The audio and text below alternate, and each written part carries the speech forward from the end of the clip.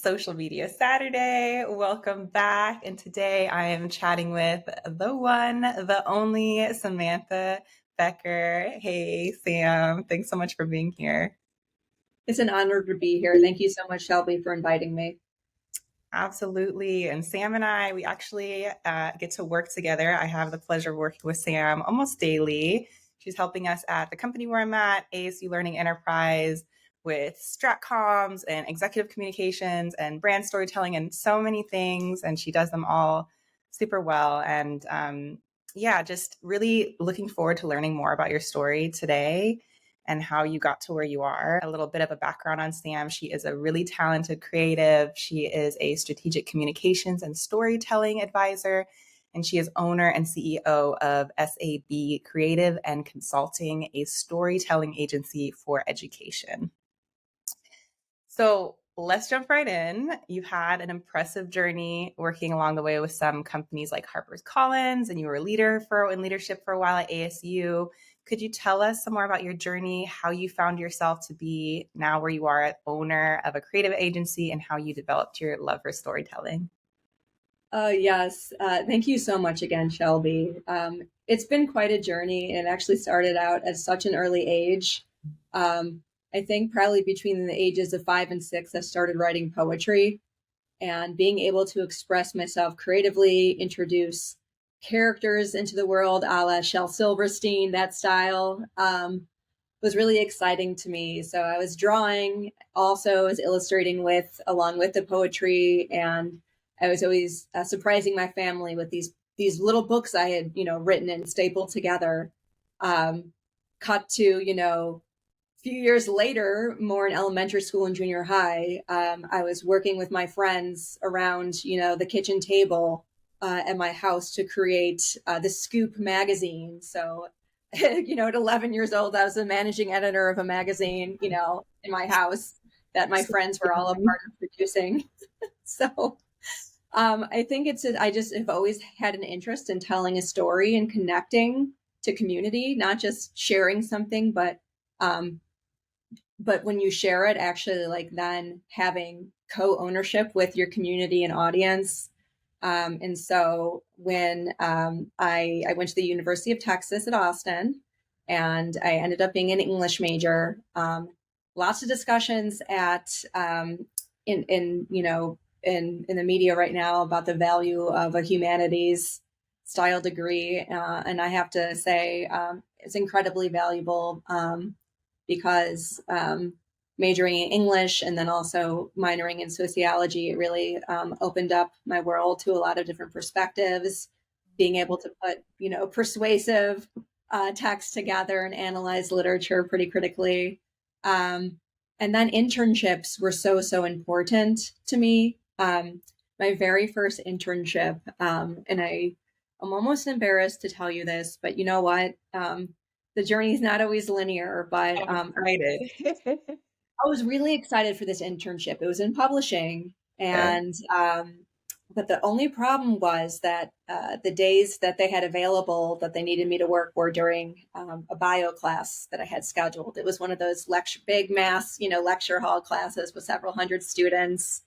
And so I thought it was more important to say yes to the internship versus attend that class. And I found ways to still catch up on learning. And so during my biology, the human body 101 class or whatever it was, you could find me at Greenleaf Book Group in Austin, Texas, learning all about the marketing, distribution, and production of books. Everything from cold calling bookstores to make sure that they would carry and stock our authors' new books to how you would write, edit, and market your own book, which I had the pleasure of them publishing one of my books when I was just 19 years old. Wow, I'm 19, already a I got published. second place in a company-wide contest, so they printed a limited run of the books. You're not going to find them on shelves anywhere, but I've definitely got a box of copies in my garage if you're interested. Might have to do an Amazon search. Oh gosh, yeah, I don't even know. This was honestly potentially pre-Amazon, pre-ebooks, and everything. What was interesting is that led me into deep into the world of publishing.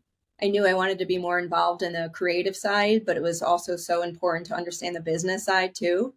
Um, so I ended up uh, interning. I had several other internships after that, and I ended up landing an internship in my senior year of college at Brilliant Magazine, a statewide magazine for Texas, Style and Substance. Back in publishing in a way. Mm-hmm. Yes. And that actually led to something bigger for me. When I graduated, they brought me on as assistant editor.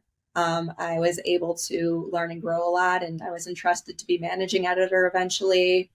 And it was all about what the editorial slate was, what the theme of the issue was, and actually, like, each individual article was a story, but the magazine itself is an orchestration of many voices and stories. Um, Fell in love with the process of working with writers, young writers. Was running the internship program there as well, Already and working with interns. I know learning. you do some of that now too. So Yes, yes. Mentorship in those programs are really important to me. So all this is to say that after that, I made the leap into digital publishing. As you mentioned, I work with HarperCollins and other publishers to really get their content ready to be distributed for ebook for the ebook sellers like the iBook Store, Amazon, of course, and so that really surfaced my passion for all things digital, especially. This was at a time where, in order for media companies to survive, they had to make the leap to digital, and that became very, very apparent to me. it's so interesting to see in your story, and there's more that I want to know in terms of how it developed and you came to kind of SAB and starting your own thing. But even just in this initial part of your story, how it really seemed to be led by your curiosities and what you found yourself naturally gravitating to, from writing poems as a little girl to, skipping class to go create your own learning in a Sorry, way, mom. right? Sorry, Yeah. dad. But it really, it is, and not just in your story, in the few other interviews that I've been doing, it just really seems like that is the through line of following your curiosity. Bringing it over to social media, I know that social media is kind of just one of the many things that your company offers. You do strategic communications, like kind of in your work at ASU, community design, event design, and facilitation. How do you see social media specifically fitting into your mission of kind of articulating the worth and work of your clients? Oh gosh, social media is such a central force to communications in general. When you think about what comprises a communications ecosystem, there's press releases, there's articles, there's emails. It's this whole ecosystem of content that all tells a cohesive story and the vision. But what social media does that really none of these other content types do is it's a two-way street. It opens up conversation, it opens up opportunity to build community, it helps actually build trust with your Yeah, community. You're able to absolutely. have more of a daily dialogue. And so it's not just a, writing of your story, it's actually personification of the vision and reflection of your identity as a brand or as a person. And I think that trust is really key too. When I talk about the value of social media, the first thing that comes up for me is credibility. Like, if somebody looks for your business online and can't find you on LinkedIn or Instagram or Facebook, do you really exist, right? And then to be able to create content that not only really demonstrates and communicates your value, but also can bring it to life in so many different ways. And yeah, I know I've been able to do that better at my work through some of the work that you've been doing at ASU, like boilerplate language and things like that. So interesting to see how the storytelling and then the content creation really go hand in hand. Absolutely. There should be each piece of content should really be adding to a chorus of voices that's telling the overall story and impact of the work that's happening. With social media, also, like, I think of like an article is great, but it's like the cardboard cutout of you, whereas social media is like you're there, you're responding to comments, it's not just liking or sharing, but you're interacting with people. You're also adjusting your own strategies based on your following and who's contributing, as a social media professional. And that's key too. I think you're also able through social media as like the front lines of your business to be able to give really good feedback back into the organization of what your community is saying and thinking. So it's not just an external tool, but it's actually an internal way to benchmark what's resonating and what's working within your organization. Definitely. And a great way to test different things, different messages. If you have products that you are thinking about launching, you can just really go into social media and do a poll. Is this something that you would want? And that's a very direct example, but you can do that in so many different ways. Well, polls are actually one of the most engaging, actually tools within social media. People love to just be able to answer a quick question or give their perspective because you've given them a forum to. So I think that's a great example. Definitely, especially on LinkedIn. I love myself a LinkedIn poll. Sam, okay. The next question I have for you is about boundaries, the B word. I am, you are somebody that I look up to as somebody that can set realistic boundaries in your working relationships, and you bring the importance of this conversation into your community. So, for social media managers who are watching or people who own small businesses, can you share a little bit about what you've learned in terms of setting boundaries as an agency owner? It's a great question. And first of all, Shelby, I look up to you too, and I've learned so much from you. So I can't let this talk go further without saying that up front. But I mean, it's a great question, and I think actually that's been one of the biggest journeys of my career. Like, it's one thing to take one position and learn new skills, and go to another position, but like the journey that you actually have with yourself as a professional and how you handle your relationships and how you handle challenges and how you rise to the occasion for opportunities is so important. And I find that especially for people starting out, young professionals, or depending on, the organizational culture, it can be really, really hard for individuals to set boundaries. And setting boundaries can look like a lot of different things. It's not just saying no. It's also,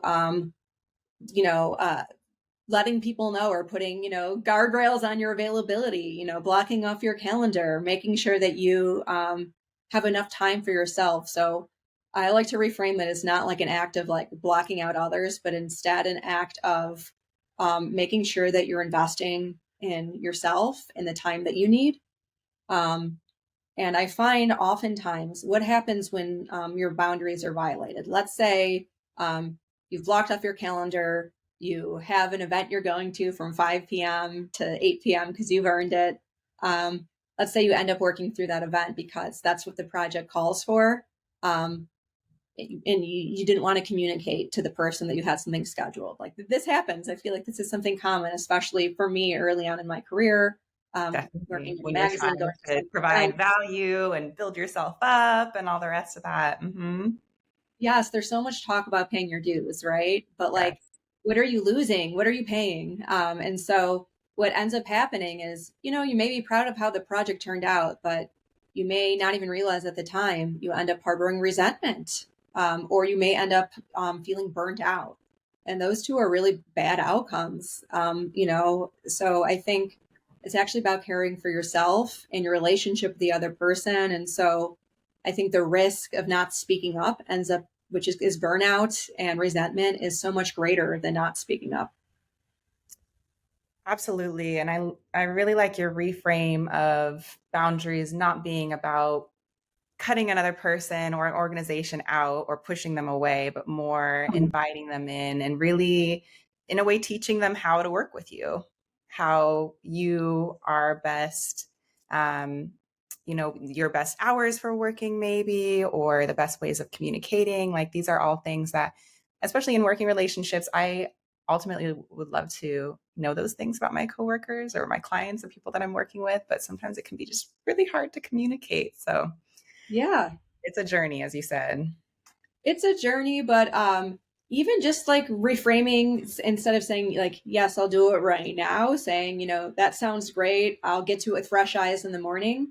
I always say like, there's doing the work and there's responding to it. Yeah. Sometimes it may, you may go to that event, right? But you may, before you get out of your, after you park, before you get out of your car, say, sounds good, look at it tomorrow. So like, sometimes half the battle is not actually getting the work done. It's like managing the relationships and the orchestration of it, and setting a precedent that you're not always going to jump on something right away, which almost feels very contrarian here of me to say, because that's been something I've struggled with my life, setting boundaries, always feeling like I want to do everything, help everyone out, make sure everything and everyone is feeling great. But Yeah. I'm really learning, I think, in this part of my career, that it's actually about doing these things, and articulating your needs is actually about setting you up for healthier relationships in your life.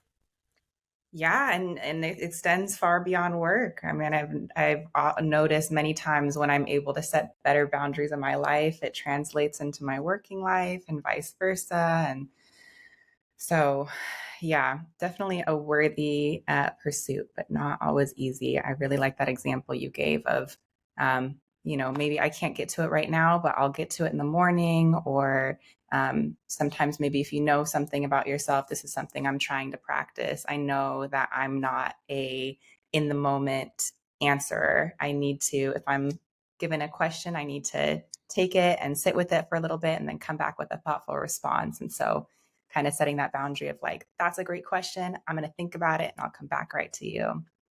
So Yeah, there's an element of knowing yourself in there too. definitely. It is about self-awareness. And I think the more you advance in your career, it's very much about skills and growth, but it's also about self-awareness too. Yeah, absolutely. Okay, I have one more question for you, Sam. In your bio, I read that you launched your creative consultancy 6 months after giving birth to the first of your two daughters. That is Yes. so impressive. And I imagine that there must have been so much going on at the time. Um, and I'm wondering if you have any tips for people who also have a lot going on in their lives or are juggling raising children as well, but want to start a business, where they can get started.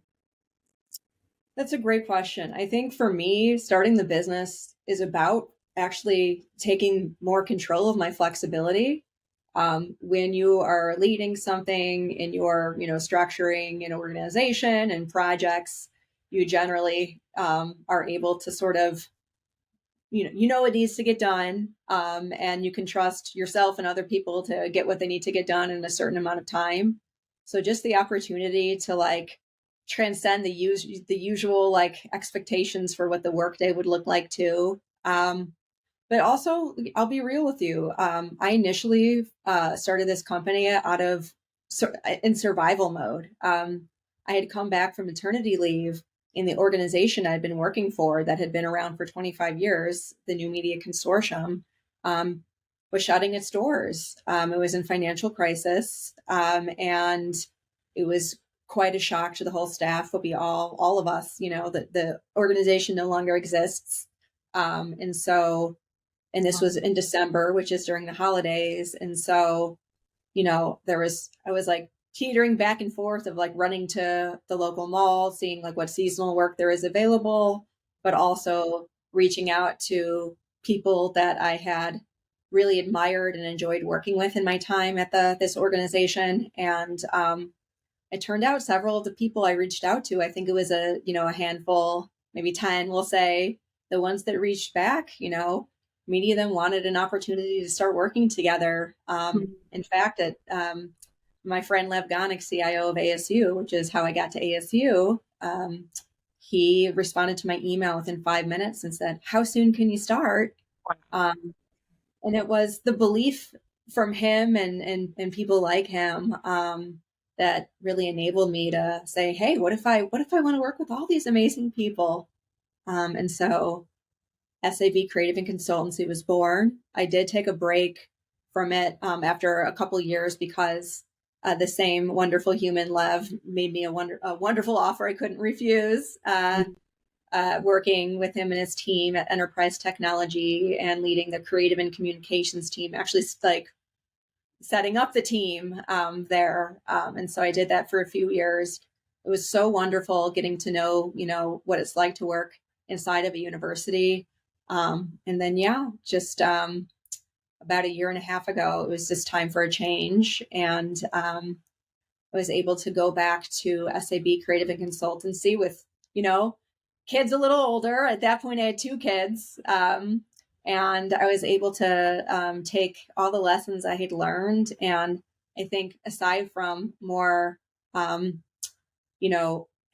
knowledge working within a university and about, universities in general, the biggest change, between 2017 and when I became back at it again in 2022 is confidence. Mm-hmm. Actually being able to structure boundaries, which is actually what a scope of work is. Knowing what procurement systems look like and the advocate I'd need to be for myself with all the disparate, organizational, systems in order to be a supplier, to various universities and organizations. Lots And of moving parts. so, yes, and I had experience, more with the operational aspects. And so my confidence as an entrepreneur, my confidence as a business owner and a leader, I feel much more self-aware. The identity of my business is stronger than it was. I think, I've updated the website recently with the services provided, and I've really become hyper-focused on education in general. That's where my passion and where my heart are. And my whole career journey, has led up to this point. I'm able to blend my passion for communications, all things digital and technology, with, I think, what the most important fields in the world is. And the antidote to all evil in the world is education, learning, keeping an open mind. So, yeah. Well, you did it. It's inspiring, and it's a journey. It sounds like it's with a lot of different stops on the way, and importantly, a lot of support from other people. I like that you kind of named that as something that helped you have the ability and courage to jump into SAB was the community. Yeah. And actually, I don't want to skirt away from part of the question you asked, which was like tips for people in positions. And I'm lucky enough, I get to actually have conversations, it feels like weekly, with other women who are creatives actually in like similar positions around, the nation, around the world, and talk about like how to make the leap from, to entrepreneur to, business owner. And I think it is a lot of just taking it day by day, right? If you're big into planning for the future and wanting to know every step, you sort of have to step outside yourself and say, it can't necessarily be like that. I've got long-term goals, but you have to be nimble. You have to be willing to be agile. And I think you have to know yourself really, really well as well. And that feeds into your brand identity. But don't be scared. Like you said, Shelby, it's about community, to reach out, to ask for advice, to ask for help, knowing full well that, you will do those same things for others who need it. It's about paying it forward too. So just get over that initial fear, and send that first email to open up the conversation. It doesn't have to be a long email. It can be really short. It can even just be a prompt to set up a phone call, especially if you're one of those people that likes to be more face-to-face, and you can do a Zoom meeting or something along those lines. But just signify your willingness to learn and to collaborate. And you'd be surprised what doors open for you. Just take the first step. It sounds like that's a great piece of advice, and reminding me of a conversation I had with one person that we worked together, Kim from ASU Learning Enterprise. She was telling me about a lesson she learned from Frozen 2, watching it with her young child. And I think it was either do the next best thing or the next good thing. And I think that speaks to the entrepreneurial process too, of you can't overwhelm yourself with the end journey of, I want to be the owner of a thriving business. It has to start with that first that next good thing, that next good step of just sending that email or whatever it may be. So Sam, once again, thank you so much for your time. Really appreciate it. Anybody watching, if you'd like to learn more about Sam, you can do so at the links below to her website, follow her on LinkedIn. And yeah, thanks for being here. Thank you so much for having me. It was such a privilege and always great connecting with you.